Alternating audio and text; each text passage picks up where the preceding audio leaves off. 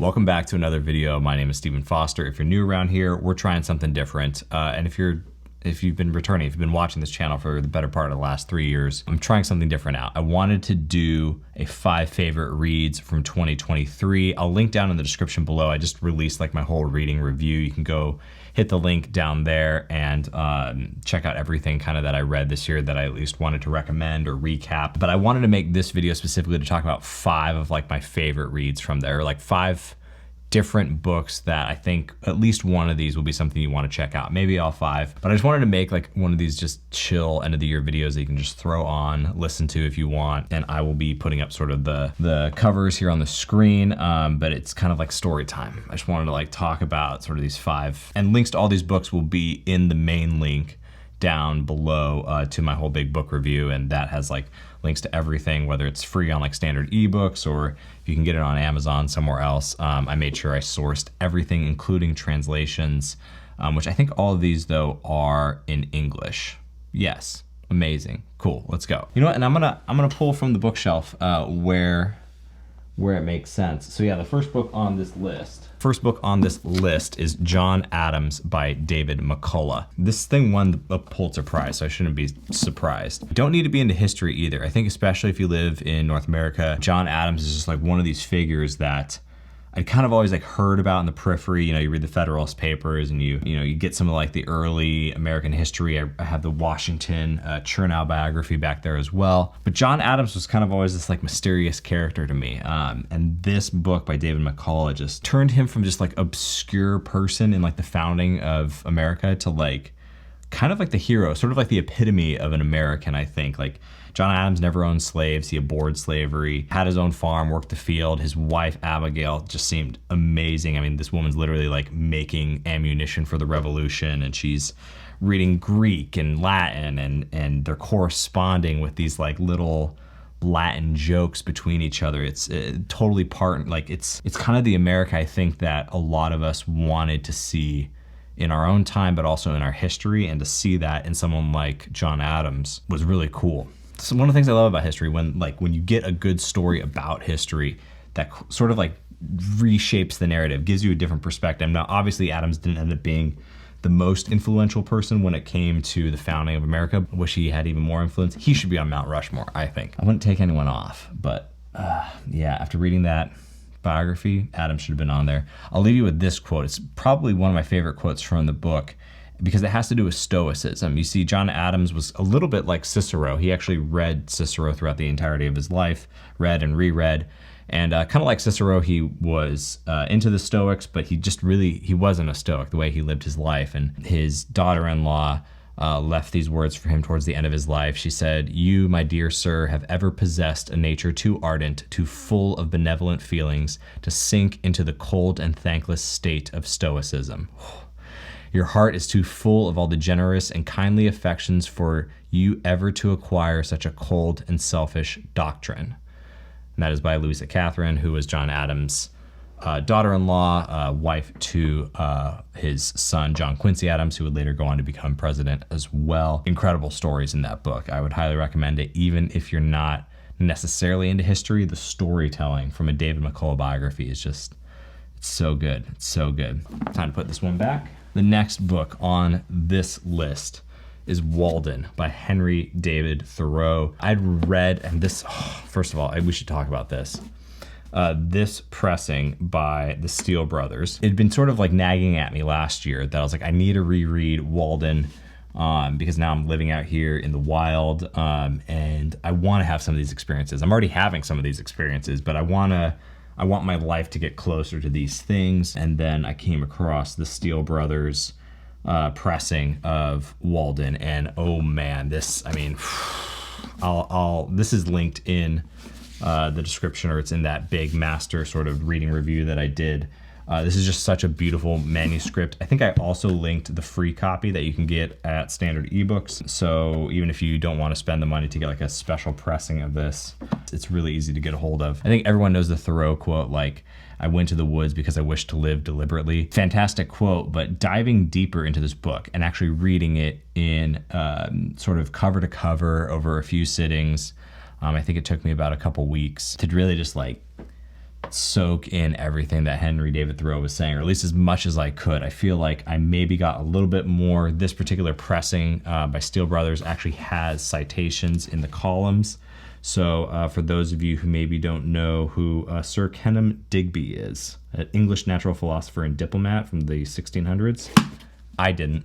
But it was nice to have some of those references in there to get more context about the things that Thoreau was getting at. I think I only ever read sections in school from Walden. I don't think I've ever read it cover to cover. Now that I have, this was my favorite line. A man had rated it as gain in coming to America that here you could get tea and coffee and meat every day. But the only true America is that country where you are at liberty to pursue such a mode of life as may enable you to do without these, and where the state does not endeavor to compel you to sustain the slavery and war and other superfluous expenses which directly or indirectly result from the use of such things. That line I think hit me so good, because since moving out here, even though I am eating like more red meat and sort of the diet out here in the wild, meat, fish, I've also stepped back just like on a lot of processed foods. So if I'm not eating like wild, healthy, sustainably, with the tag system out here, harvested meat, I'm actually eating like a lot of rice and beans, and I've been skipping some days with like coffee, and it has been this like simpler life. And to like see Thoreau's sort of notes on it, that like that's actually the true America. And in sort of the banter I have with my grandfather, and our family came from Mexico to the United States, I tell him I now live in the America that they thought they actually came to. I finally made it. I just had to go over 1,000 miles further north and inland to find it. But yeah, rereading Walden and sections of it, there's so many fun parts, so many profound parts. And I think it's just a good read, especially a winter read. It's a great winter read where you can just sit down, cozy up by the fire, and get in touch with some of that nature stuff. You'll want to go outside and just enjoy nature after reading this. So yeah, Walden by Henry David Thoreau. And it's free on standard ebooks, because I think it's now a little bit over 140 years old. And no, it's got to be older than that, because it was pre-Civil War. So maybe it's like closer to like 170 years old. It's old. It's over 100 years old. So it's free on standard ebooks. This particular pressing, if you've already read Walden and you want to have like a new experience with it, go deeper with it, have sort of that artifact. I know I'll be referencing this for the rest of my life. All that's linked down below. Definitely check it out. Okay, moving right along to our third book. This one was an ebook. I think there were printed copies given out. I wasn't given one. But you can get this one for free as well. Make Something Wonderful. And this was compiled by the Steve Jobs Archive. I believe it is a sanctioned compilation of quotes and insights and stories and images from Steve Jobs' life. I believe I saw Lorraine, his widow, was somewhat involved with it to some degree, I think. But this particular book, actually, I'm looking for my iPad. Oh, my iPad's right here. I would say if you have an iPad, this is the ebook to read on your iPad. I'm not gonna put it up on here. I'll throw up on the screen what the book looks like. And again, it's linked in that big reading review that I did for this year. I think I've said this on this channel before. I worked for Apple between 2008 and 2011. I had the chance to be in Cupertino. I got to sort of be in the same room as Steve Jobs way back in the day. In his final years of life, and to read some of these stories, the lore going all the way back to the original Macintosh and Next and Pixar, and eventually Steve's return to Apple, and the sort of the end of it, the part that I got to experience a little bit myself. It was just a lot of great memories, great stories. It's cool to just see some of those old photos of these guys just trying to make computers work and get them into the hands of normal people, just to see what would happen, and believing the best in people, believing that computers would unlock creativity and good things in the hands of people. And I think maybe we're losing kind of that. Sort of feels like we might be losing that a little bit to a degree. But reading this book was just such a reminder of like the reason why technology is so cool is because the way it unlocks something beautiful in a human. I loved this quote that sort of leads off the third part of the book. Much of what I stumbled into by following my curiosity and intuition turned out to be priceless later on. That's totally me after spending my time in Silicon Valley, now being out here in the woods, in the wilderness. being in a completely different chapter of life, a completely different book of life, it feels like. I can see now some of the things that I was curious and excited about, and sort of following that intuition that's now become, in many ways, priceless. Definitely a book you should check out. Definitely a book you should read. It's free. You don't have to necessarily love tech, I think, to enjoy it, whether you're into entrepreneurship or you're into building a business, or you just want to think about technology differently. I think this is definitely the book to check out and read, and it has tons of cool pictures. It's well laid out. It's well compiled. Beautiful book. Absolutely beautiful book. Okay, I decided to throw a curveball in here with this fourth book, but I wanted to do it because this person who wrote this book has sort of been one of the people that I've met in the last year that's been really helping change my life for the better, and that is, I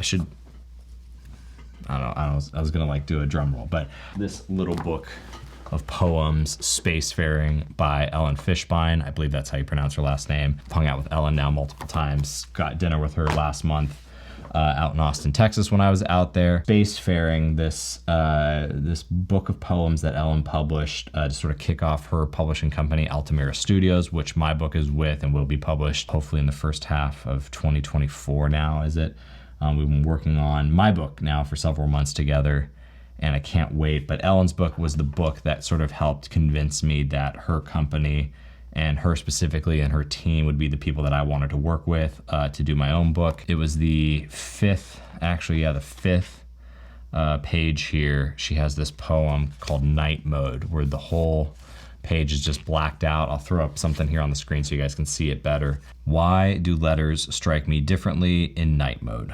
Does my old stargazing psyche think I'm looking at the stars? I wish I had a way to write I love you in the stars. There's just something about poetry that when you get a hold of a book of poems, it doesn't even have to be a whole book. I picked up some of like Walt Whitman's stuff, and I was reading a little bit of Keats earlier this year, and even just reading like the Psalms and the book of Job. I've been reading the book of Job a lot in the last few years after everything that's happened since the pandemic, and there's just been something about poetry that sort of is a salve to the soul, and to run into Ellen, to meet her through a mutual friend, to have her send me this book, just have these little just delights. Just pick this up sometimes when I feel a little bit like a space cadet and I need a little bit more mooring, a little more gravity. Being able to read some of these poems have just been a really helpful tool in a time where things can just kind of feel a little wild, a little crazy. So I think first of all you should pick up Ellen's book Spacefaring. It's linked again in that big review. I needed that invitation to it's okay to pick up poetry again. It's okay to read poetry. My friend Camilo, shout out to Camilo if you're out there watching this. Hopefully you're watching this, dude. He was another friend that just talking to, he's has all these poetry books, and he just knows poetry so much better than I. Kind of been an inspiration too to get a little bit deeper into just beautiful writing. So thank you to Ellen for being an amazing friend, trying to help me get my first book out. So this is me just saying, go check out what Ellen is doing. Again, all that's linked in that big review. The last book that I'm going to talk about here. If you follow me on Substack, which you should be, hopefully if you're watching this, you're already following me on Substack, but I talked about this book a lot throughout the year. I read it kind of towards the end of spring, I think beginning of summer. It just sort of shook me with how good it is. As far as fiction goes, it's like over 100 years old, so it's free on standard ebooks. You can also find some copies out there. I haven't quite found a pressing of it that I love. If you actually end up finding like an heirloom quality pressing that's really accessible, let me know. But it's Ben Hur by Lew Wallace. When I saw this on standard ebooks, I immediately downloaded it. I knew I was gonna read it. I've been wanting to read this book for years. I had some friends that were calling me out for not reading really enough fiction, and I said, all right, if I'm gonna read fiction, I'm gonna read probably one of the greatest fiction books ever written, which Ben Hur by Lew Wallace is definitely up there with Lord of the Rings and any fiction you could name in the last 500 years. Ben Hur has to be up there with the best of them. Obviously it became a movie, but the book is absolutely phenomenal. Yeah, it's just one of those books that I didn't want to end. It was one of those books that I blinked, I feel like. I mean, it took me about a month to really cruise through, just kind of reading on and off here and there, really getting into it.